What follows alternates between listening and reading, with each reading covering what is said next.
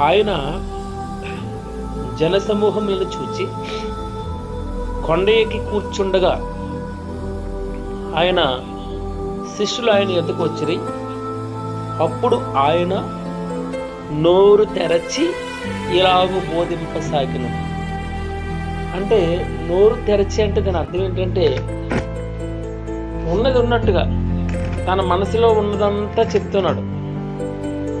తన హృదయంలో నుంచి ఏదైతే వస్తుందో అదే నోట్లో నుంచి వస్తుంది. దేవుని యొక్క హృదయ ఆలోచనలు మొట్టమొదట అష్టభాగ్యాలు అంటారు. ఈ ధన్యతలనే అష్టభాగ్యములు అనగా అష్ట అంటే ఎంతమ్మా 8. మనం ఎవరు ధన్యులు అంటూ భగవంతుడు మొదలు పెడతాడు. 1 ఆత్మ విషయమే ధీరులైన వారు ధన్యులు అన్నాడు. పరలోక రాజ్యం వారిది. దుఃఖపడువారు ధన్యులు, వారు వాదార్చబడుదురు. సాత్వికులు ధన్యులు, వారు భూలోకమును స్వతంత్రించుకొందురు. నీతి కొరకు ఆకలి దప్పులు గల వారు ధన్యులు, వారు తృప్తిపరచబడుదురు. కనికరము గల వారు ధన్యులు, వారు కనికరము పొందుదురు. హృదయ శుద్ధి గల వారు ధన్యులు, వారు దేవుని చూచెదరు. సమాధానపరిచేవారు ధన్యులు, వారు దేవుని కుమారులు అనబడుదురు. నీతి నిమిత్తం హింసింపబడువారు ధన్యులు, పరలోక రాజ్యము వారిది. నా నిమిత్తం జనులు మిమ్మల్ని నిందించి హింసించి మీ మీద అబద్ధముగా చెడ్డ మాటల పలుకున్నప్పుడు మీరు ధన్యులు. అష్టభాగ్యములు, ధన్యతలు. భగవంతుని మాట చెప్పిన తర్వాత మరలా వేరే సబ్జెక్ట్కి వెళ్ళాడు. ఉప్పుని అలాగే వెలుగు రెండింటినీ ఉదాహరణగా భగవంతుడు నీవు నేను మంచిగా బ్రతకాలని చెప్తున్నాడు. నీ ఉప్పులా ఉండాలి. మీరు లోకమునకు ఉప్పై ఉన్నారు. మీరు లోకమునకు వెలుగై ఉన్నారు అన్నాడు. లోకమునకు ఉప్పై ఉన్నారంటే సారం కలిగి ఉండాలి. మీరు రుచి పచ్చి లేని బ్రతుకు ఉండకూడదు. సారవంతమైన ఏంటంటే ఫలభరితం, సమృద్ధి ఉండాలి మీ దగ్గర. మీరు మాట్లాడుతుంటే ఉప్పు వేసినట్టు ఉండాలి. గాసిప్స్ ఉండకూడదు. వారి గురించి వీరి గురించి కాదు. మీరు మాట్లాడితే మేలు కలగాలి కుటుంబానికి, ఇతరులకి సంతోషం కలగాలి, ఇతరులకి ఆనందం కలగాలి. నీవు ఉంటే అక్కడ మనం చూసాం, ఆత్మ విషయమే దీనులైన వారు, దుఃఖపడువారు, సాత్వికులు, నీతి కొరకు ఆకలి దప్పులు గలవారు, కనికరం గలవారు, హృదయ శుద్ధి గలవారు, సమాధానపరచువారు, నీతి కొరకు నీతి నిమిత్తం హింసింపబడేవారు ధన్యులు. మొట్టమొదట ఆత్మీయ విషయమే దీనత్వం, దుఃఖపడడం, సాత్వికం, నీతి కొరకు ఆకలి దప్పులు కలిగి ఉండడం, కనికరం కలిగి ఉండడం, హృదయ శుద్ధి, సమాధానపరచడం, నీతి నిమిత్తం హింసింపబడడం. నా నిమిత్తం జనులు మిమ్మల్ని నిందించి హింసించి మీ మీద అబద్ధంగా చెడ్డ మాటలలో పలుకున్నప్పుడు మీరు ధన్యులు అన్నాడు. ఇప్పుడు ఈ ధన్యతల్లో ఉంటే నువ్వు ఉప్పులా ఉంటావు. ఉప్పు రుచిగా ఉంటుంది. ఉప్పు లేకపోతే ఒక సామెత మీకు తెలియదు కాదు, అన్ని వేసి చూడండి నన్ను వేసి చూడండి అంటది కదా ఉప్పు. అంటే ఆ ఉప్పు లేకపోతే ఎంత అద్భుతమైన నువ్వు కూర వండినా అది రుచి ఉండదు, నాలుగుకి చప్పగా ఉంటుంది. ఈ రోజున భగవంతుడు పరిపూర్ణతలోకి నడిపించాలని, నువ్వు సంపూర్ణమైనటువంటి క్రైస్తవుడిగా ఉండాలని, అప్పుడు రుచిగా ఉంటావు, సారవంతంగా ఉంటావు. సారవంతమైనటువంటి భూమి మంచి ఫలాలు ఇస్తుంది. అది చౌడు భూమిలో ఏం మొలిస్తాయి? తుమ్మ చెట్లు మొలిస్తాయి. చౌడు భూమిలో తుప్పలుంటాయి, పొదలుంటాయి. సారవంతమైన భూమిలో నీకు నీ ఆకలిని తీర్చి ఫలాలు చెట్లు నీకు అక్కడ దొరుకుతాయి. ఆహారం పండిస్తారు. సారవంతమైన భూమిలో సమృద్ధి ఉంటుంది, మంచి ఉంటుంది. రెండవది, మీరు లోకమునకు వెలుగైనారు. కొండ మీద నుండి పట్టణం ఎలా ఉంటుంది? మరుగై ఉన్నారు. వెలుగ్గా ఉండాలి, చీకటి ఏమాత్రం ఉండకూడదు. అనగా పరిశుద్ధులుగా ఉండాలి. మీరు ఇతరులకి మార్గాన్ని చూపించేవారుగా ఉండాలి. మార్గాన్ని చూపించి నువ్వే చీకటి క్రియలు ఉంటే నువ్వు ఇంకా ఏ విధంగా వెలుగుని ప్రకాశింపజేస్తావు? వెలుగు అనగా ప్రభు ఉండాలి మనలో. మనం ఉప్పు అనగా ప్రభువే. నీలో సారవంతమైన జీవితం ఉండాలంటే పరిశుద్ధాత్మ ఉండవలసిందే.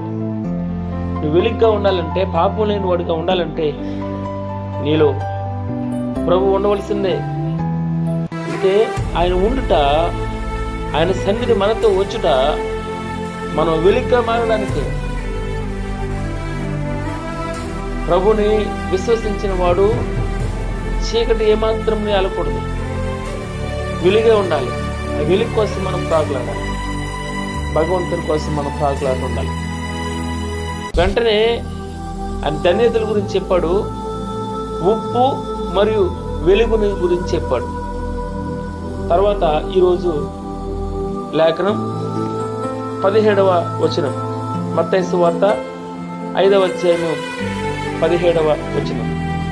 ధర్మశాస్త్రమునైనను ప్రవక్తల వచనములైనను కొట్టివేయవచ్చి తినని తలంచవద్దు, నెరవేర్చుటకే గాని కొట్టివేయుటకు నేను రాలేదు. ఆకాశమును భూమియు గతించునే గాని ధర్మశాస్త్రమంతయు నెరవేరు వరకు దాని నుండి ఒక పుల్లైనను ఒక సున్నయైనను తప్పిపోదని నిశ్చయముగా మీతో చెప్పుచున్నాను. కాబట్టి ఈ ఆజ్ఞలలో మిగుల అల్పమైన ఒకదానినైనను మీరి మనుషులకు అలాగున చేయబోధించేవాడెవడో వాడు పరలోక రాజ్యంలో మిగుల అల్పుడనబడును. రెండవది, అయితే వాటిని గైకొని బోధించువాడెవడో వాడు పరలోక రాజ్యంలో గొప్పవాడు అనబడును. ఇక్కడ మనం ఈ రోజున పాతది కొత్తది నియమాలు మనం చూస్తున్నాం. మీరు అనుకుంటూ ఉండొచ్చు, ధర్మశాస్త్రాన్ని కొట్టివేయడానికి వచ్చాడేమైనా. ఆ అపోహలను తొలగిస్తూ మీరు అలాగున ధర్మశాస్త్రమునైనను 2 ప్రవక్తల వచనములైనను కొట్టివేయవచ్చునని తలంచవద్దు. నెరవేర్చుటకే గాని ప్రవచనం నెరవేరడానికే వచ్చాను, కొట్టివేయడానికి రాలే. ఆకాశమును భూమియు గతించిపోయిననే గాని ధర్మశాస్త్రమంతయు నెరవేరు వరకు దాని నుండి ఒక పొల్లైనను, చూడండి, ఒక సున్న అయినను, కామాలు, ఫుల్ స్టాప్లు, ఆశ్చర్యార్థాలు, రకరకాల మనకి అన్నీ కూడా నెరవేర్చబడతాయట. మీరు అనుకున్నారు ధర్మశాస్త్రం కొట్టివేయడానికి రాలేదు, నెరవేర్చడానికి వచ్చాను. ప్రవచనం నెరవేర్పు ప్రభువులో. అనగా మీకు ఎవరైనా ఈ ఆజ్ఞలలో మిగుల అల్పమైనది చిన్నది ఏదైనా ఒక ఆజ్ఞ, ఒకటి సున్నా తీసేసి, ఒక పొల్లు తీసేసి, ఒక కామా తీసేసి, ఒక ఫుల్ స్టాప్ తీసేసి, ఒక ఆశ్చర్యార్థకం తీసేసి మీకు బోధించేవాడెవడో వాడు పరలోక రాజ్యంలో మిక్కిలి అల్పుడవుతాడు. అలాగను కాకుండా వాక్య ప్రకారం బోధిస్తే పరలోక రాజ్యంలో గొప్పవాడవుతాడు అని వ్రాయబడి ఉన్నదన్నట్టు కొల్లాగా చెప్పాలి. ఇతరులు ఏమనుకుంటారో మనకు అనవసరం. మనుషుల్ని మెప్పు కాదు, ప్రభు మెచ్చుకునేవాడు ధన్యుడు. ప్రభు మెచ్చుకోవాలి. ఆయన శభాష్, ఆయన బాలనమ్మకమైన మంచి దాసుడా అనాలి. మీరు అర్థం చేసుకోండి, తెలియనటువంటిది కాదు. అనేక సార్లు మన వాక్యాన్ని మనం చదవం. మీరు ప్రకటన గ్రంథం 22వ అధ్యాయం 18వ వచనం చదవండి. ఈ గ్రంథమందున్న ప్రవచన వాక్యములను విను ప్రతి వానికి నేను సాక్ష్యం ఇచ్చినది ఏమనగా, ఎవడైనను వీటితో మరి ఏదైనాను కలిపిన ఎడలా, ఎవడైనను వీటితో మరి ఏదైనాను కలిపిన ఎడలా ఈ గ్రంథములో వ్రాయబడి ఉన్న తెగుళ్ళు దేవుడు వానికి కలుగజేయను. ఎవడైనను ఈ ప్రకటన గ్రంథమందున్న వాక్యములలో ఏదైనాను తీసివేసిన ఎడల దేవుడు ఈ గ్రంథములో వ్రాయబడిన జీవవృక్షంలోను పరిశుద్ధ పట్టణంలోను వానికి పాలు లేకుండా చేయను. మన ఇష్టం వచ్చినట్టు వాక్యాన్ని బోధించకూడదు. నేను ఎప్పుడు కూడా మీకు ఒక మాట చెప్తూ ఉంటాను, వచనం వెంబడి వచనం చదవాలి, వచనం వెంబడి ధ్యానం చేయాలి. మనకి మనం తెలియలేదా, దేవదేవుడు నాకు బోధించలేదా, బయలుపరచలేదా, కామ్గా దాన్ని చదువుకుంటూ వెళ్ళిపోవాలి. మీకేమంతా జ్ఞాని అని అనిపించుకోవాల్సిన అవసరం లేదు. వాక్యం చదవడమే గొప్పతనం అండి. ఈ వాక్యంలో ఏది కలపకూడదు, తీసివేయకూడదు. దేవుడు కరాఖండిగా, అది సున్న కానీ, పొల్లు కానీ, ఫుల్ స్టాప్ కానీ, ఆశ్చర్యార్థకం కానీ దేన్ని తీసివేయడానికి నీకు అధికారం లేదు. ఒకవేళ తీసివేస్తే ఈ ప్రకటన గ్రంథంలో వ్రాయబడిన తెగుళ్ళు వాడికి కలుగుతాయని వ్రాయబడి, కొంచెం భయంతో భక్తితో మన వాక్యాన్ని ఉన్నట్టుగా మనం చదవాలి, ధ్యానం చేయాలి, బోధించాలి. మంచిది. ధర్మశాస్త్రమునైనను లేదా ప్రవక్తల ప్రవచనములైనను కొట్టివేయవచ్చితనని తలంచవద్దు. నెరవేర్చుటకే కానీ కొట్టివేయుటకు నేను రాలేదు. ఈ సబ్జెక్టు 3వ సబ్జెక్టు, 4వ సబ్జెక్టులకు భగవంతుడు వెళ్తున్నాడు. చూడండి, దేవుడు ప్రపంచ మానవాళికి కావలసినటువంటి అన్నిటినీ భగవంతుడు ధర్మశాస్త్రము నెరవేర్చడానికి చూడండి తన నోటి నుండి ఎలాగ వస్తున్నాయో. 21వ వచనం, నేను మీతో నరహత్య చేయవద్దు. ఏమన్నాడమ్మా? నరహత్య చేయవద్దు, నరహత్య చేయవద్దు. నరహత్య చేయవాడు విమర్శకు లోనగునని పూర్వీకులతో చెప్పబడిన మాట మీరు విన్నారు కదా. ఆయన ఈ నరహత్య అనే దానికి ఇంకొక తాత్పర్యాన్ని చెప్తున్నాడు, ఇంకొక అర్థాన్ని చెప్తున్నాడు. నేను మీతో చెప్పున్నది ఏమనగా, తన సహోదరుని మీద కోపబడు ప్రతివాడు విమర్శకు లోనగును. తన సహోదరుని చూచి వ్యర్థుడా అని చెప్పేవాడు మహాసభకు లోనగును, ద్రోహి అని చెప్పేవాడు నరకాగ్నికి లోనగును. కావున నువ్వు బలిపీఠం మీద అర్పణము నర్పించుచుండగా నీ మీద నీ సహోదరునికి విరోధమేమైనను కలదని అక్కడ నీకు జ్ఞాపకం వచ్చిన ఎడల అక్కడ బలిపీఠము నెదుటనే నీ అర్పణం విడిచిపెట్టి మొదట వెళ్ళి నీ సహోదరునితో సమాధానపడము. అటు తరువాత వచ్చి నీ అర్పణము నర్పింపము. నీ ప్రతివాదితో నీవును త్రోవలో ఉండగానే త్వరగా వాళ్ళతో సమాధానపడము. లేని ఎడల ఒకవేళ నీ ప్రతివాది నిన్ను న్యాయాధిపతికి అప్పగించిన, న్యాయాధిపతి నిన్ను బంట్రోతుకు అప్పగించిన అంతటా నువ్వు చెరసాల్లో వేయబడు. కడపటి కాసు చెల్లించే వరకు అక్కడి నుండి నీ వెలుపలికి రాలేవని నీతో నిశ్చయముగా చెప్పుచున్నాను. 21వ వచనం నుండి 26వ వచనం వరకు నరహత్య చేయకూడదు అన్నాడు. నరహత్య అనగా మర్డర్ చేయకూడదు అంటే దేవుడు తను ఎంత డీప్గా, ఎంత సున్నితంగా మనం ఈ అర్థాన్ని తీసుకోవాలో చూడండి. ఒకటి, నీ సహోదరుని చూచి కోపపడు ప్రతి వాడు సహోదరుని మీద అకారణంగా, సహోదరుడు అంటే అన్న అవ్వచ్చు, తమ్ముడు అవ్వచ్చు, నీ ఇరుగు వారు అవ్వచ్చు, పొరుగు వారు అవ్వచ్చు, అక్క అవ్వచ్చు, చెల్లి అవ్వచ్చు, నీ ఇరుగు వారు అవ్వచ్చు, వారి మీద నువ్వు అకారణంగా నీకేదో డబ్బు ఉందని, బలం ఉందని అకారణంగా కోపాడకూడదు, చేసుకోకూడదు. రెండవది, తన సహోదరుని చూచి వ్యర్థుడా, పనికి మాలినోడా, నీకేం తెలుసురా, ఊరుగా సింపుల్గా మనం లెక్క లేకుండా తీసేస్తాం. అన్నయ్య తమ్ముడు బలం ఉందని రెచ్చిపోతాడు, అన్నయ్యకి బలం ఉందని తమ్ముడి మీద రెచ్చిపోతాడు.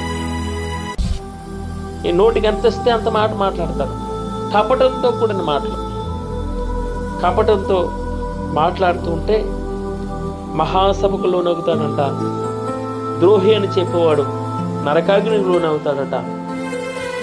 నీకు అన్నయ్య మీద కోపం ఉందా, నీ తమ్ముడి మీద కోపం ఉందా, ఇరుగు పొరుగు వారు అకారణంగా నువ్వు వారిని ఇబ్బంది పెడుతున్నావా, నువ్వు ఆ భోజనపు బల్ల అనగా ఆ బలిపీఠం, ఆ బలిపీఠం మీద నువ్వు అర్పణ అర్పించే ముందే నువ్వు వెళ్ళిపోయి నీ అర్పణ అర్పింపబడాలంటే, నువ్వు బలలో పాల్గొనాలంటే, ఆ పరిశుద్ధ రక్తంలో, ఆ పరిశుద్ధ శరీరం మీద నువ్వు చేయి వేయాలంటే మొట్టమొదట నువ్వు వెళ్ళాలి. నీ తమ్ముడి మీద నీకున్న కోపాన్ని క్షమించరా తమ్ముడు అని వాడు క్షమించకపోయినా మనస్ఫూర్తిగా తనను క్షమించాలి. అప్పుడు సమాధానం. అసమాధానంగా భగవంతుని చేతిలో, భగవంతుని శరీరం మీద చేయడానికి అర్హుడు కాదు. అదే బలిపీఠం మీద నీ బలి అర్పింపబడదు.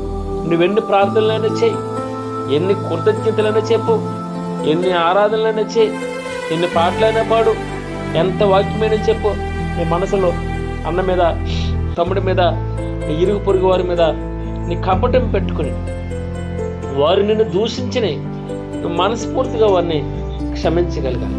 నువ్వు అకారణంగా వారిని ఏమైనా అంటే ద్రోహి అని చెప్పావా, వ్యర్థుడా అని చెప్పావా, దుర్మార్గుడా అని చెప్పావా, లేదా ఇంకా మనసులో ఏమనుకున్నా, ఏ కోపభావం ఉన్నా కూడా మొట్టమొదటి నువ్వు వెళ్ళి సమాధానపడాలి. సమాధానపడి వచ్చి ఆ బలిపీఠం మీద అర్పణ ఇవ్వాలి. అనగా ఆ శరీరం, ఈ రోజున మనం ఏం చేస్తున్నాం, ఆయన శరీరాన్ని పుట్టుకుంటున్నాం, ఆయన రక్తం సాదృశ్యం కొన్ని ద్రాక్షారసం మనం స్వీకరిస్తూ ఉన్నాం. దానికంటే ముందు నీ సహోదరునితో నువ్వు సమాధాన పడాలి. అందుకే మన జీవితాల్లో మనం నేర్చుకోవాల్సింది. నరహత్య అంటే ఎవరినో మర్డర్ చేయని అవసరం లేదు. నరహత్య అంటే తన తమ్ముణ్ణి, తన అన్నని, ఇరుగు పొరుగు వారిని నువ్వు దూషిస్తేనే చాలట. ఇక్కడ ఎంత అద్భుతంగా వ్రాస్తాడో ఇక్కడ చూడండి.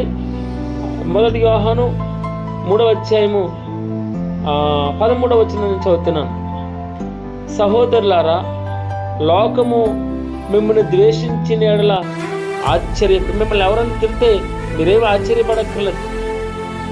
అకారణంగా మీ మీద దోషం పలుకుతుంటే మీరు ఆశ్చర్యపడనవసరం లేదు. మనము సహోదరులను ప్రేమించుచున్నాము గనుక మరణములో నుండి జీవంలోనికి దాటి ఉన్నామని ఎరుగుదుము. చూడండి ఎంత అద్భుతమైనటువంటి మాట. ఇక్కడ సహోదరులను ప్రేమిస్తే అట మరణము నుండి జీవంలోనికి దాటి ఉన్నామట. భగవంతుడు ఏం చెప్పాడు? ఏం చూస్తాం మనం? నరహత్య చేయవద్దు అన్నాడు. నరహత్యకి తాత్పర్యం ఏం చెప్తున్నాడు? నీ సహోదరుని నువ్వు దూషిస్తే, నువ్వు వ్యర్థుడని చెప్తే, ద్రోహి అని చెప్తే నువ్వు నరకానికి పాత్రుడివి, అగ్నికి పాత్రుడివి, మహాసభకి లోనవుతావు. ఇక్కడ ఏం చెప్తున్నాడు? యోహాను మొట్టమొదటి పత్రికలో వ్రాస్తూ 3వ అధ్యాయం 13వ వచనంలో అంటాడు, సహోదరులారా, లోకము మిమ్మును ద్వేషించిన యెడల ఆశ్చర్యపడనవసరం లేదు, ఆశ్చర్యపడకుడి.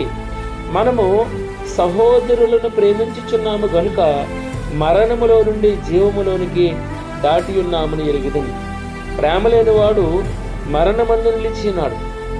తన సహోదరుని ద్వేషించేవాడు నరహంతకుడు. చూడండి, ఎగ్జాక్ట్గా పరిశుద్ధాత్మ దేవుడు యేసుక్రీస్తు వారి నోట ఏది పలికాడో పరిశుద్ధాత్మ దేవుడు అదే మాట వ్రాయించి పెడుతూ ఉన్నాడు. ఏమన్నాడు? ప్రేమ లేనివాడు మరణమందు నిలిచి ఉన్నాడు. తన సహోదరుని ద్వేషించేవాడు నరహంతకుడు. ఏ నరహంతకుని యందును నిత్య జీవము ఉండదని మీరెరుగుదురు. ఆయన మన నిమిత్తము తన ప్రాణము పెట్టిన కనుక దీని వలన ప్రేమ ఎట్టిదని తెలుసుకొనుచున్నాం. మనము కూడా సహోదరుల నిమిత్తము మన ప్రాణములను పెట్టబద్దులమైన దేవుని నామమునకు మహిమ కలుగును గాక. భగవంతుడు ఇంకొక మాట సెలవిస్తాడు. ఈ లోకపు జీవనోపాధి గలవాడై ఉండి తన సహోదరునికి లేమి కలుగుట చూచియు అతని ఎడల ఎంత మాత్రమును కనికరము చూపని వాని యందు దేవుని ప్రేమ ఎలాగూ నిలుచును. చిన్న పిల్లలారా, మాటతోనూ నాలుకతోనూ కాక క్రియలతోనూ సత్యముతోనూ ప్రేమింతుము. ఇందువలన మనము సత్య సంబంధులమని ఎరుగుదుము. దేవుడు మన హృదయము కంటే అధికుడై సమస్తమును ఎరిగి ఉన్నాడు కనుక మన హృదయము ఏ విషయముల్లో మన యందు దోషారోపణ చేయనో ఆయా విషయములలో ఆయన ఎదుట మన హృదయములను సమ్మతిపరుచుకొందము. దేవుని నామమునకు మహిమ కలుగును గాక. సహోదరుని ద్వేషించువాడు నరహంతకుడు. నీకు జీవనోపాధి ఉంది, నువ్వు నీ తమ్ముడి కంటే ఎక్కువ సంపాదిస్తున్నావు, నీ అన్నయ్య కంటే నువ్వు ఎక్కువ సంపాదిస్తున్నావు. అక్కడ వరకే బాగా ఉంటుంది. అన్న భార్య ఉంటుంది, తమ్ముడు భార్య ఉంటుంది. వీరిని మాత్రం లెక్క చేయకూడదు అంటాడు. వారు లేమిలో ఉన్నారు, పేదరికంలో ఉన్నారు, అనారోగ్యంలో ఉన్నారు, ఆసుపత్రిలో ఉన్నారు, అప్పుల పాలైపోయి ఉన్నాడు. వీడేమో చాలా డబ్బు ఉంది వీడి దగ్గర, అన్నయ్య దగ్గర. ఏం చేయాలట? వెళ్ళి మాటతో కాదు, నాలుగుతో కాదు, క్రియ చూపించు, నీకున్నది వెళ్ళి బలపరచు. అప్పుడే కదా మరణాన్ని నుంచి నువ్వు జీవంలోనికి వెళ్తావు. నిత్య జీవంలోనికి నువ్వు వెళ్ళాలంటే, నిత్య జీవంలోనికి నువ్వు తప్పించుకోవాలంటే నువ్వు చేయవలసిన పని ఏంటి తెలుసండి? క్రియారూపంగా ఉండాలి, క్రియల్లో ఉండాలి. నీ విశ్వాసము మాటతో కాదు, నాలుగుతో కాదు. అయ్యో తమ్ముడా అలాగా, అయ్యో అన్నయ్య అలాగా అని నోటితో చెప్పేసి వదిలిపెట్టకూడదు. నీ కలిగి ఉన్నది, నీ జీవనోపాధిలో ఉన్నది పట్టుకెళ్ళి, తమ్ముడా కష్టంలో ఉన్నావు, నీకున్నప్పుడు ఈరా అని మనకు కలిగింది. అన్నయ్య ఇంత బాధపడుతున్నావు ఎందుకురా, ఇదిగో నేను లేను, అని ఆ సత్య సంబంధిగానే ఉండాలి. అదే కదా ప్రేమ ఎట్టుదో మీకు తెలియట్లేదు. ప్రభు మన నిమిత్తం మనం ఇంకా బలహీనులుగా ఉండగానే, మనం ఇంకా దుర్మార్గులుగా ఉండగానే, సిలువకు శత్రువులుగా ఉండగానే దేవుడు మన నిమిత్తం కదండి ప్రాణాన్ని పెడతా. ప్రేమ ఎట్టుదో అర్థం కావట్లేదు. నీవు ఆయనకేం కావు నువ్వు. కానీ ఆయన నీ నిమిత్తం మునుపు దూరస్తుడు, మునుపు దోషకుడు, మరి అలాంటి స్థితిలో ఉన్నా నీకోసమే తన ప్రాణాన్ని పెడితే నీ సొంత తమ్ముడు, నీ సొంత అన్నయ్య నీ పక్కనే ఉంటున్నారు. 20 సంవత్సరాల నుంచి కలిసి ఉంటున్నాం, 30 సంవత్సరాల నుంచి కలిసి ఉంటున్నాం. సంతోషాల్లో పాల్పొందాం. వారి పుట్టినరోజు అంటే మనం వెళ్తున్నాం, వారి పెళ్ళి అంటే మనం వెళ్తున్నాం, వారింట్లో ఏదైనా ఫంక్షన్ ఉంటే వాళ్ళతో కలిసి సంతోషిస్తున్నాం. ఈరోజు ఇబ్బందులు ఉన్నారు కదా. నువ్వు చేయవలసిన పని అంటే తెలుసా? మాటతో కాదు, నాలుగుతో కాదు, నువ్వేం చేయాలి? వెళ్ళాలి జీవనోపాధిలో నుంచి నీకు కలిగింది దానికి ఇచ్చి బలపరచ. ఇది నువ్వు మరణం నుండి జీవంలోనికి దాడతావట. గాడ్ బ్లెస్ యూ అమ్మా. దేవుడు